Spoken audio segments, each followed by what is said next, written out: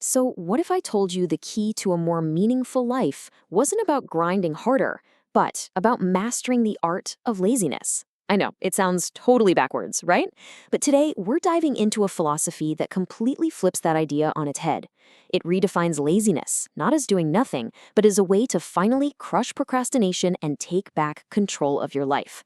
Let's get into it. All right, let's just jump right in with a pretty heavy question. I want you to take a second and really, truly think about this. Picture yourself at 80 years old, looking back. What are the things you'd regret? And this isn't just some random question. It's the entire foundation for everything we're about to talk about. You know, when you ask people that question, the answers are almost always the same. Just look at this list. You see the pattern here, right? The biggest regrets people have are not about the things they did and failed at. Nope, they're about the things they didn't do. It's about all that wasted time, the messed up priorities, just letting life pass them by. And this, right here, this is probably the biggest trap of them all. Waiting for the perfect time. You know the one. The perfect time to start that business, or learn that language, or finally get in shape. Well, here's the spoiler. That perfect time, it doesn't exist. It's an illusion. The only time you've actually got is right now. Okay, so if the big problem is regret that comes from not taking action, what in the world is the solution? Well, it all comes down to one core principle. This is the absolute bedrock of the whole idea. Taking 100% total responsibility. This Winston Churchill quote just nails it. Look, it's so easy to blame things. To blame our boss, our family, the economy, whatever, for why we're not where we want to be. And it might feel good for a minute, but when you blame someone else, you're literally giving your power away. The very first step to changing anything is to own it completely. There's this great little story that explains this perfectly. So picture this. A mother sparrow and her little chicks are nesting in a wheat field. One day, the farmer comes by and says, "Tomorrow, I'm going to ask my sons to come help me harvest this field." The baby birds are freaking out. But the mother sparrow, she says, "Don't worry, nothing's going to happen tomorrow." And you know what? She was right. So the next day, the farmer comes back and says, "Okay, I'll ask my neighbors for help." Again, the mother sparrow is totally calm. The harvest only happens when the farmer finally shows up and says, "You know what, tomorrow I will come and cut the crops myself." And at that exact moment, the mother sparrow turns to her kids and says, "Okay, now it's time for us to go." The point is crystal clear. Stuff only gets done when you stop waiting for someone else to do it for you. And this is the harsh truth, but it's also the most empowering thing you'll ever hear. Nobody is coming.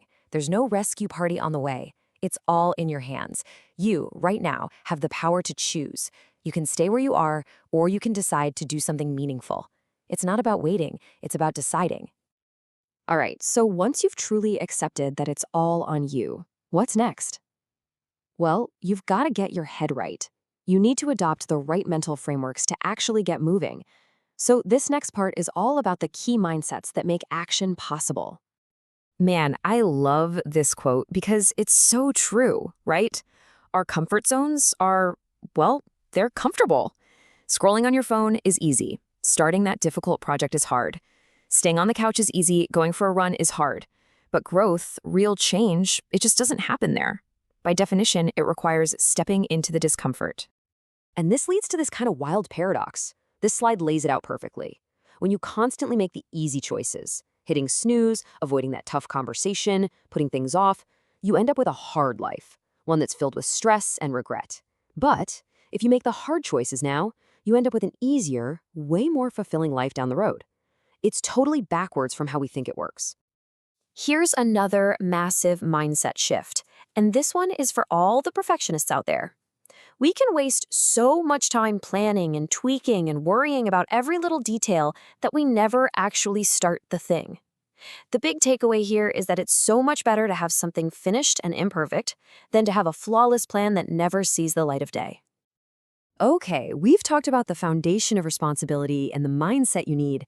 Now, let's get super practical. Think of this next section as your personal toolkit. A bunch of proven, powerful techniques that you can literally start using today. First up is the 80-20 rule. You've probably heard of this before, right? The Pareto principle. But the real question is, are you using it? The idea is so simple but so powerful. A tiny fraction of your efforts, like 20%, is responsible for the vast majority of your results.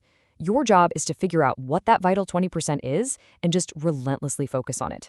It's about stopping being busy and starting to be effective. Next up, we've got Parkinson's Law. This one is kind of a mind bender. Get this. Work will expand to fill the time you give it. Seriously, if you give yourself a week to write a report, it's going to take a week. But if you give yourself just one day, you'll somehow find a way to get it done in a day.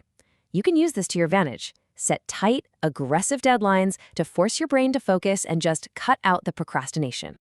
The source material also points to some brilliant techniques from Japan. First, there's Ikigai. This is all about finding your reason for being, the thing that gets you jumping out of bed in the morning. Then there's Kaizen, which is the idea of focusing on tiny 1% improvements every day instead of waiting to make some huge dramatic change. And third, Hara Hachibu. This is a practice of eating only until you're about 80% full. Why? To avoid that lazy, sluggish feeling after a big meal that just kills your motivation. As we start to wrap this up, this quote really brings it all home. It's not about making one big, life-altering decision that sets your future in stone. It's not how it works. It's about the little things, the tiny choices, the daily actions, the habits you build day in and day out. Those are the things that actually decide your future. You've probably heard that old saying, the best time to plant a tree was 20 years ago. The second best time is now. Look, you can't go back and change the past. You can't plant that tree 20 years ago. That time is gone. But you have this moment, right now.